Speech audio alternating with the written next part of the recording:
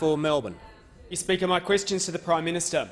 A month ago now, I asked you how much greenhouse gas pollution will come from burning the coal in the Carmichael mine that your government approved. You said, "I'm very happy to take the honourable member's question on notice and will do the calculation and let him know." But I haven't heard from you. Will Parliament get an answer? Or have you realised it's not a good look to go to the Paris climate talks, admitting you approved a single coal mine that alone will generate more pollution than the entire European Union does in 1 year? Just before I call the Prime Minister, if the Prime Minister's members will cease interjecting. Members will cease interjecting. Before I call the Prime Minister, if he's taken a question on notice, the answer will come in due course on notice. As the member for Melbourne well knows, the member for McEwen will cease interjecting. The Prime Minister can choose to answer the other parts of the question if he wishes.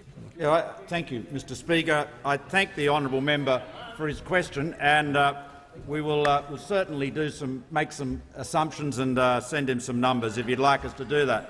But I'm sure he can do them himself. But I just say this to the honourable member. What the honourable member overlooks is that Australia is taking to the Paris Conference of the Parties very credible and substantial emissions targets, cuts in targets.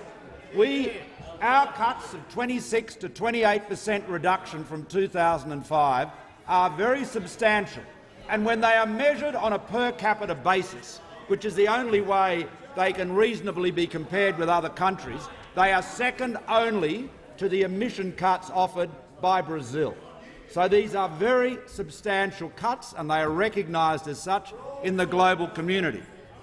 Now, the honourable member mentioned coal. The honourable member hates coal. He really hates coal. Now, the reality is that coal is part of the energy mix of the world today and will be for many decades to come. And the world economies are moving to emitting less by new technologies. Some are building nuclear power stations, or everyone is building more renewables. More gas is being used, and cleaner coal plants are being used that emit less tonnes of CO2 per megawatt hour of energy generated.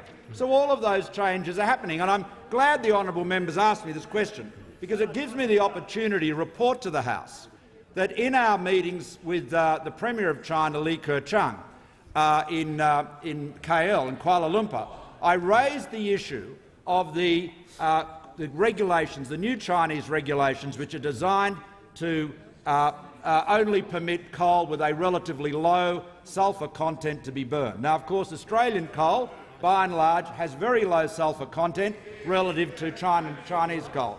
So I recognise it'll never be as clean as the honourable member would like, but in the world of coal, Australian coal is relatively clean. And I raised with the Premier the problem that there were administrative difficulties in managing those testings, and he gave an undertaking. That he would look into that and ensure that the administrative problems and blockages are rectified.